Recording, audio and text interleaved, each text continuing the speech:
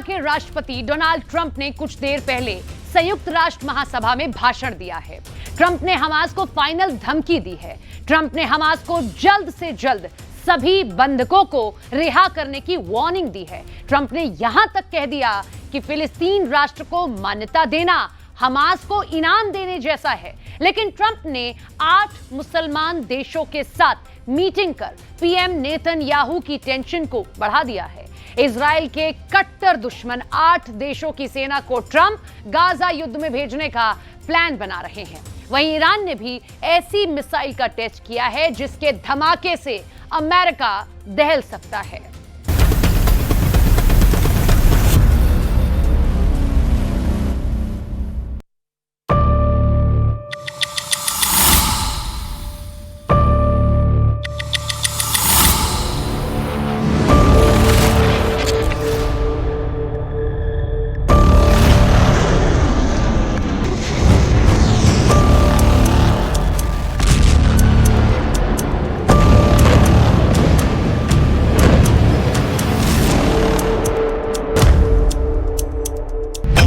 Israel को 440 volt का झटका नंबर 1।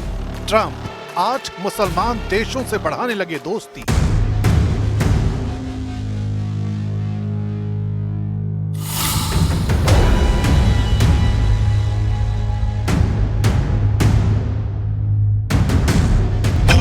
इजराइल को 440 वोल्ट का झटका नंबर 2। ईरान ने लॉन्च कर दी इंटरकॉन्टिनेंटल मिसाइल।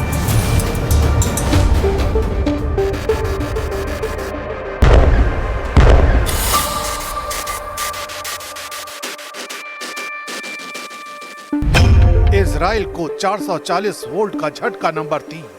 तुर्की का ऐलान, धरती से मिटा देंगे यहूदी देश।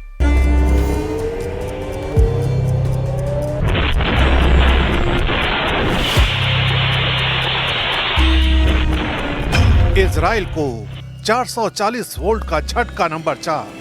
मुस्लिम देशों से ज्यादा कट्टर दुश्मन बना France.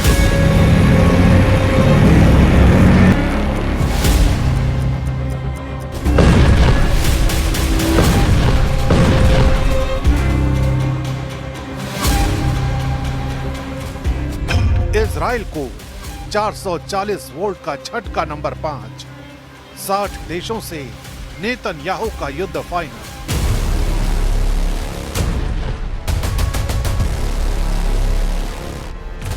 Gaza, Yemen, Lebanon, Syria और कतर को कुचल डालने वाले इजराइल के खिलाफ भयानक हमले की तैयारी शुरू हो गई है।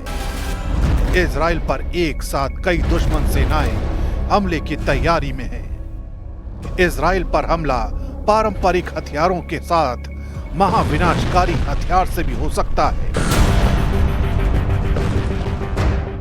युद्ध को जल्द से जल्द जीतने की इजराइल की कोशिश पर ब्रेक लग गया है। इजराइल इंटरनेशनल वॉर कॉन्स्पिरेसी में बुरी तरह फंस चुका है।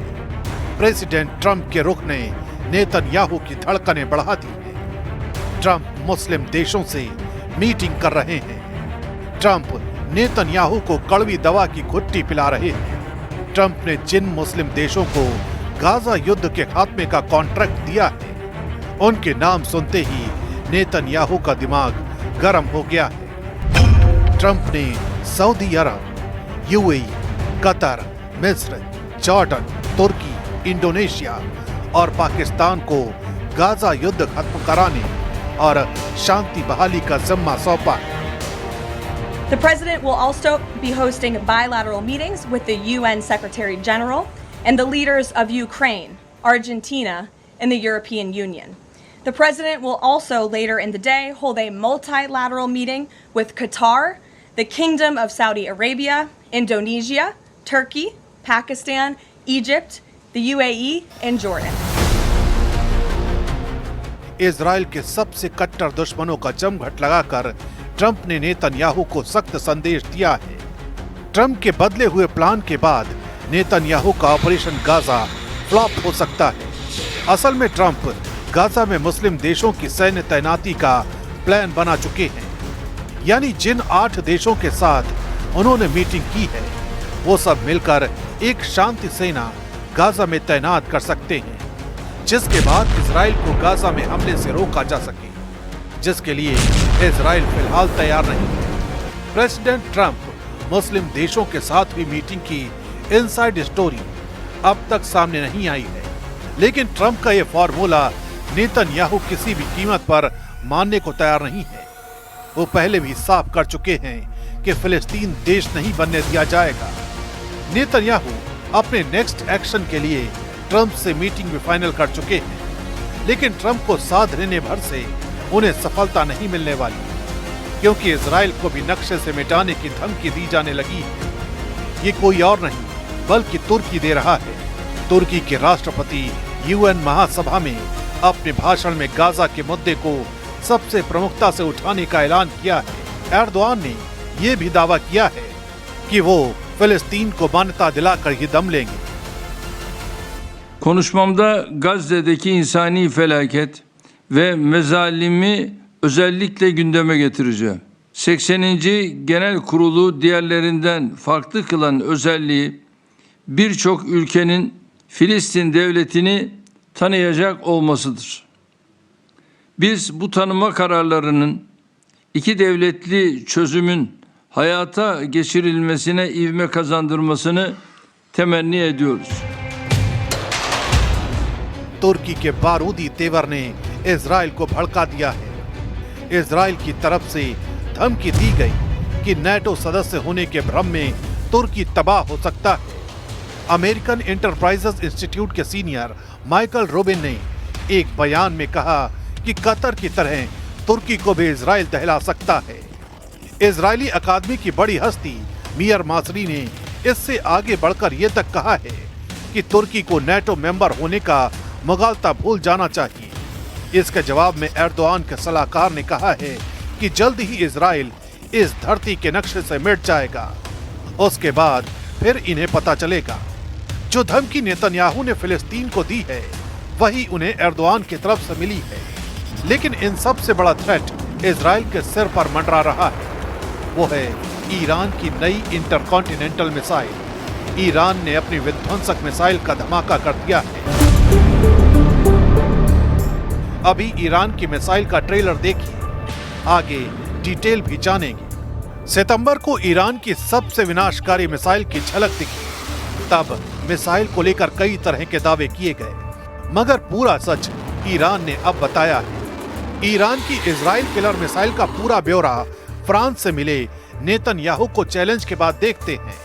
फ्रांस ने इजराइल को कई फ्रंट के वॉर ट्रैप में फंसाया है।